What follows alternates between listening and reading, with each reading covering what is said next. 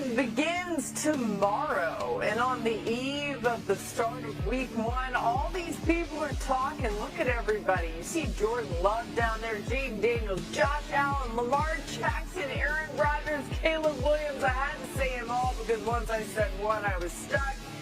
You're going to hear from all of them. That's coming your way during our show as we welcome you into NFL Live. So glad that you're with us. Dan Orlovsky's here.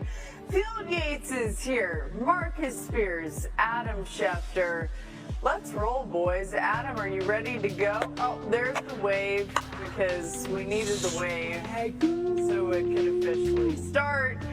And now let's get to the news, okay? Adam Schefter joining us with his top stories.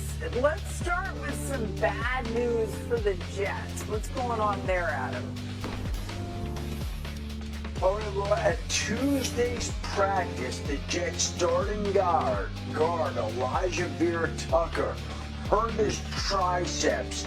He's undergoing tests, but the team fears it's a torn triceps injury that could require surgery and would end his season. He suffered a triceps injury in 2022. It was the opposite arm.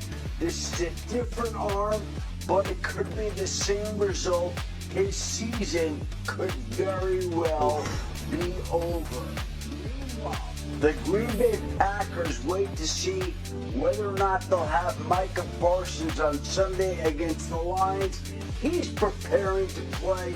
He's trying to play. He's prepared to take a pain-killing injection if it means that he has to do that to play. But I don't think anybody thinks Micah Parsons is going to sign a $188 million deal.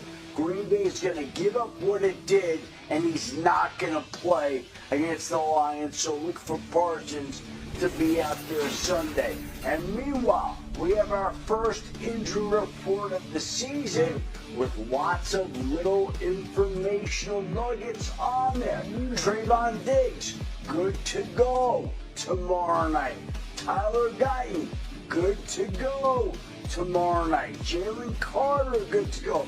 Landon Dickerson, who had knee surgery last month, is going to make it back. He is not even listed on the injury report for Thursday night's opener, so the Eagles will have their ultra-tough, ultra-talented Pro Bowl guard Landon Dickerson trying to open holes for Jalen Hurts and Saquon Barkley. That Landon Dickerson news was huge. When we heard that happen a little while ago, we were worried he wouldn't be ready for the opener. As Adam's telling you, he is. So how about this? Just over 24 hours until the Cowboys-Eagles game kicks off. It's almost here, people. The Cowboys only have 4 active wide receivers, but they each bring something different. CeeDee Lamb coming off another 100-catch season. The trade for George Pickens as a magnet for those tight window throws. Kevontae Turpin, the best return man in the NFL last season. And Jalen Tolbert led the Cowboys in touchdown catches a year ago. Brian Schottenheimer was asked about Pickens and CeeDee playing together yesterday. I'm excited. I'm excited. I'm excited to watch those guys every day in practice. You know, it's fun to watch those guys. But what I love, Todd, is I love the way they feed off one another and they celebrate one another. You know, as we all know, there's one ball, you know, and the ball can't go to multiple spots on the play, and we've got a lot of really good weapons. You know, Terp's having a great, you know, lead up to the season. We're going to run the football. We know that. And so I'm just excited for how much fun those guys have playing the game as Cowboys. Golly, it certainly looks good, even on the practice field. Dan, what can this Cowboys offense take advantage of against the Eagles tomorrow? One, take advantage of the unknown. Ryan Schottenheimer hasn't been the play caller in the NFL for 5 years. And Vic Fangio, who's the defense coordinator for Philly, has been around the NFL forever, but there's not really a known of who they're going to be on offense. We've heard all offseason that they wanted to get into more formations and more shifts and more motions and different actions and play actions. The Eagles are guessing a little bit on who you are schematically. So in the game early on, see if you can get into that stuff and use tempo doing it. Use no huddle to do it, to force communication from Philly at home, and maybe that helps you offensively. And the second thing is, I would throw 80% of my passes opposite Quinyon Mitchell. The corner 2 spot, whoever's stepping in for Darius Slay, it should be Adoree Jackson. Now, Adoree Jackson's played a lot of time, a lot of games in the NFL. Certainly not in Philly. There's really only 3 proven guys in that secondary that have played a lot for Philadelphia. I would make sure that I'm taking plenty of shots opposite Quinyon Mitchell. And it's probably one of the best wide receiver duos that Philadelphia will see all season. It's one of the best, probably in the entire NFL right now, with the addition of George Pickens.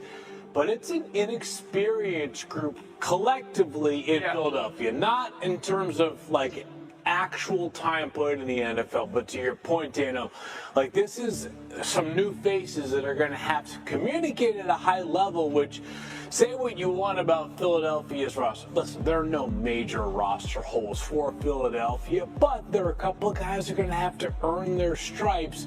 There is no longer a C.J. Gardner-Johnson, a Darius Slay, guys who have been there, seen a lot of skins on the wall in Philadelphia. So it's a big test coming out of the gates here for that Eagles secondary. In this Cowboys offense, I know Shotty keeps talking about running around the football, but I'm sitting there thinking to myself, when you got those 2 guys, like, I would take shots early. Make them earn it in the secondary.